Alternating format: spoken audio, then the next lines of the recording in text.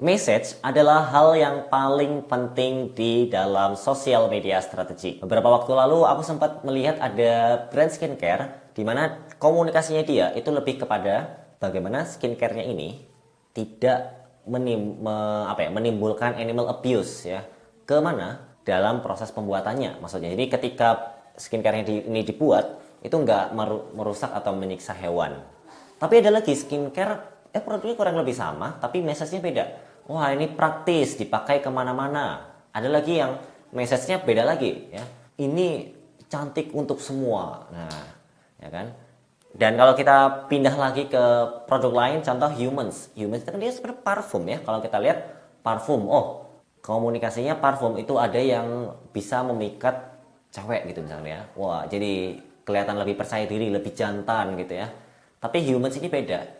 Dia narasinya itu bagaimana membanggakan ya, membanggakan produk lokal gitu ya, memberdayakan kita bilang ya pengusaha atau mungkin industri ya, kita bilang memajukan industri parfum lokal sehingga ini bisa mendunia. Ini soal nasionalisasi gitu ya, menjadi go global dari yang awalnya lokal, nasional jadi global. Itu salah satu bentuk message juga. Artinya apa? Message itu bukan dibentuk sembarangan, dan message itu bukan kayak produk berkualitas gitu ya. Produk paling bagus. Ya apa? Kualitasnya apa gitu ya. Jadi harus spesifik. Nah, kita cari lagi nih message dari Nike gitu ya. Everyone is a runner when you run. Jadi ketika kita berlari ya, itu akan terasosiasi dengan Nike ya, karena kita punya hasrat atau punya keinginan untuk berlari. Ya, berlari mengejar mimpi, berlari untuk mencapai apa yang kita inginkan. Itu biasanya ciri-cirinya itu lebih filosofis ya. Nggak terlalu jualan banget lah, itu message-nya. Jadi hindari message itu berkualitas, produk berkualitas. Ya apa? Itu quality, itu it speaks itself gitu. Jadi itu akan berbicara sendiri. Ya, kita akan memberikan message itu yang lebih ya genuine lah. Contoh, mungkin di sini saya ada produk lampu gitu ya. Ini lampu neon ya. Ini bentuknya flamingo, dan ini kalau dinyalain ini nggak bisa dinyalain ya. Ini warnanya ungu ini nanti ya. Dan ini bagus kan. Coba kalau Anda punya brand ini, pasti bukan pasti ya, kemungkinan besar ya, Anda akan menonjolkan ya seputar ini. Misalkan gitu ya. Produk ini berkualitas, lampunya berkualitas ya, tahan lama. Ya mungkin bisa, tapi kurang greget gitu ya. Nah, coba bagaimana kalau message-nya menemani overthinking kamu? Kok bisa? Nah, ini caranya gini nih. Kita ngelihat ini dipakai waktu kapan sih? Oh, waktu tidur misalkan gitu ya. Oh, ini dipakai ketika misalkan di samping kamarnya gitu ya. Ketika lampunya semua dimatiin gitu ya, ini dinyalain. Nah, karena dia nggak terlalu silau gitu ya. Atau ditaruh di meja belajarnya gitu ya. Nah, message kita tadi ya, menemani overthinkingmu. Nah, nantinya message yang kita sampaikan gitu ya, soal overthinking.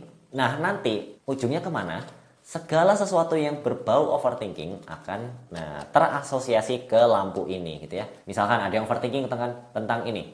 Wah, masa depanku gimana ya? Pernah nggak kamu memikirkan masa depan bla bla bla gitu ya. Nah, kita bisa ketika ada content creator yang kayak gitu ya, message-nya itu kita bisa langsung tawarkan untuk nih, mau nggak kita endorse ini? Kan kamu overthinking, sedangkan kita message-nya overthinking.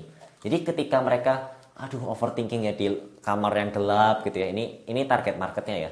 Aduh gelap gitu, kita sambil mikir, oh kan kemarin ada tuh brand yang menemani overthinkingku. Wah, apalagi lampu cocok gitu ya.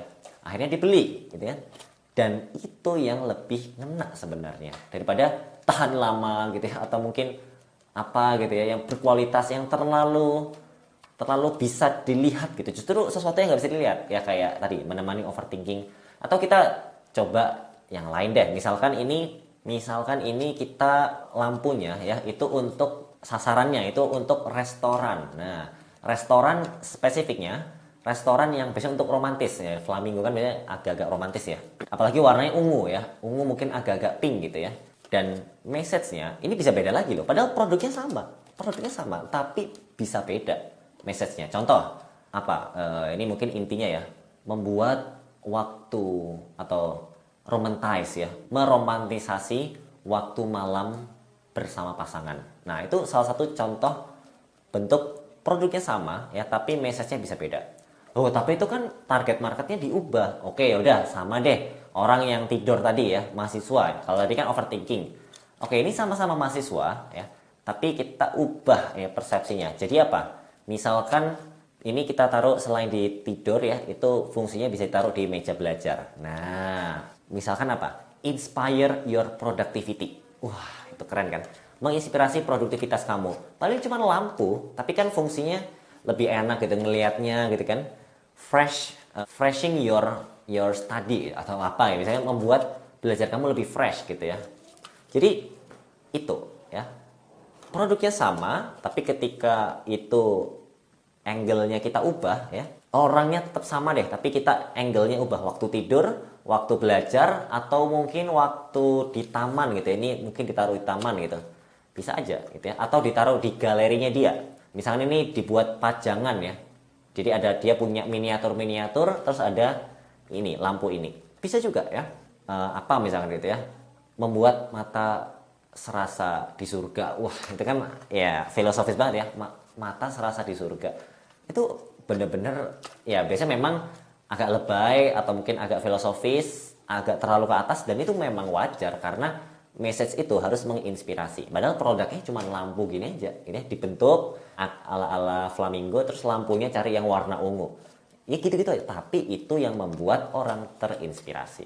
Jadi kalau kita balik lagi, message adalah sesuatu yang penting ya, dan harus menginspirasi karena itu berkaitan dengan strategi sosial media, dan itu akan menentukan kontennya itu nanti seperti apa ya. Contoh tadi overthinking ya, berarti nanti kita akan bikin konten-konten seputar overthinking, atau tadi seputar belajar ya, mungkin kita share tips belajar yang bagus atau yang efisien, yang lebih enak, yang lebih santai belajar yang gimana. Atau mungkin tadi untuk restoran ya, yang untuk romantis ya, mungkin bagaimana dates atau suasana ngedates, atau mungkin ada challenge atau interview atau sosial eksperimen, mungkin itu macam-macam ya. Jadi akan menentukan konten kita ke arah mana. Dan kalau kamu masih bingung menentukan message, tenang aja, karena Nakama Creative Lab itu bisa bantu kamu dari aspek sosial media strategi, termasuk message-nya itu apa yang ingin disampaikan ke audiens. Nah, kalau kamu ingin ngobrol-ngobrol atau berkonsultasi, silahkan di nomor ini ya, di nomor WhatsApp ini. Dan sampai jumpa di video-video Nakama Creative Lab selanjutnya.